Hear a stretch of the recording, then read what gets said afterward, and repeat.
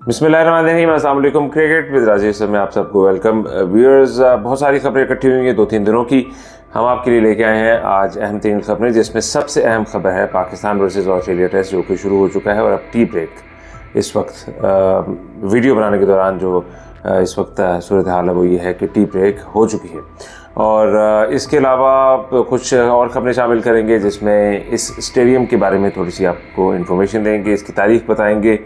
और इसके अलावा उस्मान ख्वाजा आज दूसरा दिन है खबरों में हैं, और क्यों खबरों में है, क्या उन्होंने किया, आईसीसी ने क्यों उन पे बैन लगाया, ये भी आपको बताएंगे। और इसके अलावा 3 भाई एक ही पीएसएल टीम में शामिल हैं, वो 3 भाई कौन से हैं ये भी आपको बताएंगे। तो सबसे पहले आगाज़ करते हैं पाकिस्तान वर्सेस ऑस्ट्रेलिया। पहला टेस्ट इस वक्त पर्थ स्टेडियम में ऑस्ट्रेलिया में हो रहा है। टी ब्रेक हो चुकी है। ऑस्ट्रेलिया ने 210 रन 2 विकेटों के नुकसान पर 50 ओवर्स में किए हैं। और इसमें डेविड वार्नर जो कि टेस्ट क्रिकेट से रिटायर हो रहे हैं, आज अभी इस सीरीज़ के बाद रिटायर होंगे, तो आज उन्होंने आगाज़ किया अपनी रिटायरमेंट का और पाकिस्तान को ऐसा फेंटा लगाया। सेंचुरी की 111 रन की 149 बॉलों पर 1 छक्का और 15 चौके पाकिस्तान को उन्होंने रसीद किए। और इसके अलावा उस्मान ख्वाजा ने 41 रन किए और मानस लबुशेन ने 16 रन की। स्टीवन स्मिथ इस वक्त 21 रन के साथ खेल रहे हैं। 4.2 नेट रन रेट है ऑस्ट्रेलिया का। इसका मतलब है कि 360-370 ये स्कोर कर सकते हैं अगर 90 ओवर्स कंप्लीट किए गए, और वो बहुत बड़ा टोटल है। अब देखना यह है कि पाकिस्तान ने तो बॉलिंग में यही करना था जब आपकी बॉलिंग स्ट्रेंथ ही नहीं है। पाकिस्तान की बॉलिंग के बारे में आपको बताएंगे तो शाहीन शाह अफरीदी, खुरम शहजाद, डेब्यूटेंट आमिर जमाल, फ़हीम अशरफ, आगा सलमान।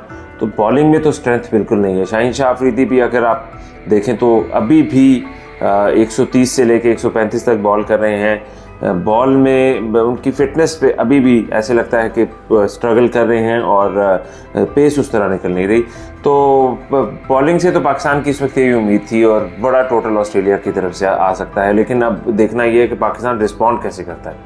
अगर तो पाकिस्तान 200-250 पे आउट हो जाता है तो फिर तो कोई फ़ायदा नहीं है, फिर ये मैच डिसाइसिव होगा।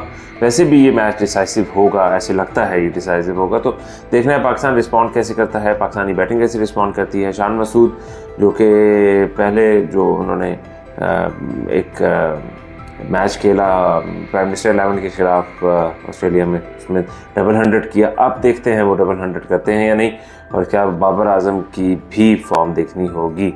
तो अब देखना पाकिस्तान की बॉलिंग को नहीं है, पाकिस्तान की बैटिंग को है। और देखते हैं कि पाकिस्तान की बैटिंग की बारी कल आती है या जब भी आती है तो पाकिस्तान बैटिंग पे रिस्पॉन्ड कैसे करता है। तो ये थी चीज़ तक की सूरत हाल। इसके अलावा आपको बताएंगे कि पाकिस्तान वर्सेस ऑस्ट्रेलिया जो मैच हो रहा है ये पर्थ स्टेडियम में हो रहा है। और पर्थ स्टेडियम के बारे में आपको थोड़ी सी तारीफ बताएंगे कि ये स्टेडियम बहुत ज़्यादा पुराना नहीं है। ये 2018 में ऑफिशियली ओपन किया गया और ये मल्टीपर्पज़ स्टेडियम है, जिसमें फ़ुटबॉल मैचेस भी होते हैं। ऑस्ट्रेलिया की 2 फुटबॉल टीम्स का ये होम ग्राउंड है, यहाँ पे वो खेलती हैं।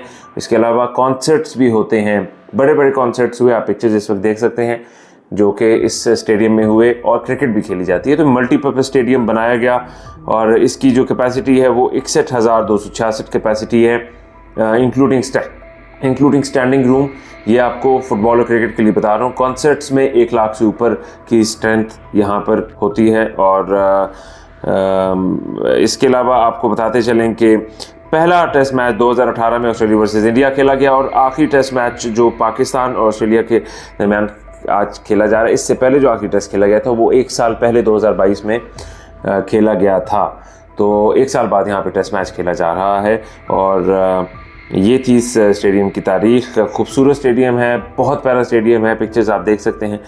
और अब हम बात करेंगे 3 भाई, तीनों पीएसएल में शामिल, तीनों क्रिकेट खेलते हैं, तीनों राइट आर्म फास्ट बॉलर हैं और तीनों एक ही टीम में शामिल हैं।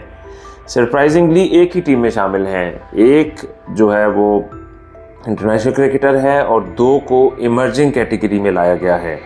उनमें से एक अभी आपने पाकिस्तान वर्सेस इंडिया अंडर 19 में भी देखा, और दूसरा जो भाई है वो फर्स्ट क्लास क्रिकेट खेलता है। मैं बात कर रहा हूँ नसीम शाह, हुनैन शाह और उबैद शाह की। तीनों भाई हैं, तीनों फास्ट बॉलर हैं, तीनों राइट आर्म हैं। और तीनों एक ही टीम में शामिल हैं जो कि इस्लामाबाद यूनाइटेड है। तो इस्लामाबाद यूनाइटेड ने तीनों बॉलर्स को पिक किया है और अब हम उम्मीद करते हैं कि तीनों एक ही मैच में खेलें, प्लेइंग 11 में शामिल हों और फिर देखें कि ट्रायो कैसा रहता है। तो बहुत ज़बरदस्त बात है, एक ही ख़ानदान में इतने अच्छे क्रिकेटर्स का पैदा होना और उसके बाद उनको मौका भी मिलना और PSL में अब तीनों शामिल हैं। तो all the very best to Shah brothers. और इसके अलावा अब हम बात करेंगे उस्मान ख्वाजा के हवाले से। बहुत अहम खबर है, 2 दिनों से खबरों में है, इंटरनेशनल खबरों में है, और वो ये है कि उस्मान ख्वाजा ने अपने जूतों के ऊपर कुछ लिखवाया और उसके बाद ICC ने उन जूतों को पहनने पे बैन लगा दिया कि आप ये जूते नहीं पहन सकते। ICC के रूल्स के मुताबिक ये ICC का मौक़िफ़ था। उन जूतों पे क्या लिखा गया था आप देख सकते हैं।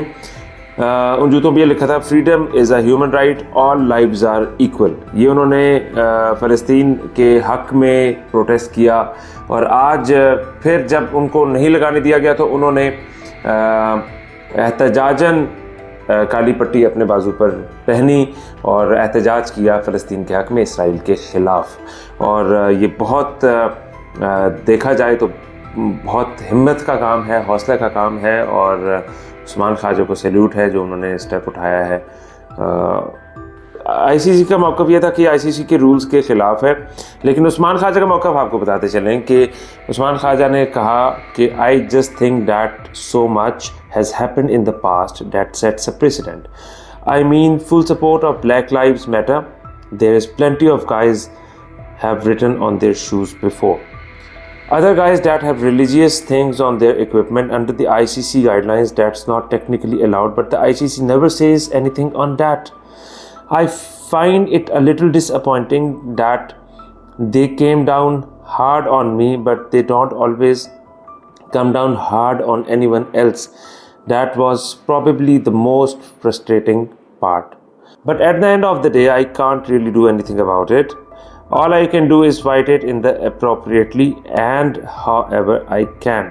I'm not going to get emotional. There is already enough emotion in this. I'm not doing this for any other reason than to spread the word and to speak for those who don't have a voice. ये था उस्मान ख्वाजा का कहना। बहुत important अल्फाज हैं। उन्होंने कहा कि मैं इससे ज़्यादा कर नहीं सकता, मैं अपना प्रोटेस्ट रिकॉर्ड करूँगा लेकिन एक महज़ब तरीके से, और इससे ज़्यादा मैं इमोशनल नहीं हो रहा, लेकिन मैं उन लोगों के लिए आवाज़ उठाऊंगा जिनकी आवाज़ वो खुद अपनी आवाज़ नहीं उठा सकते। ये था उनका मौक़िफ़ फ़लस्तीन के लिए। और आज उन्होंने फिर हिम्मत नहीं हारी, जूते पहनने नहीं दिए गए, लेकिन उन्होंने उसका प्रोटेस्ट जारी रखा और उन्होंने अपना फ़र्ज़ अदा किया है। और उस्मान ख्वाजा को जितना भी खराज तहसीन आप पेश करें उतना कम है। ये थी अब तक की खबरें। मज़ीद वीडियोज़ आपके लिए लाते रहेंगे। अपना ख्याल रखिए। अल्लाह हाफ़िज़।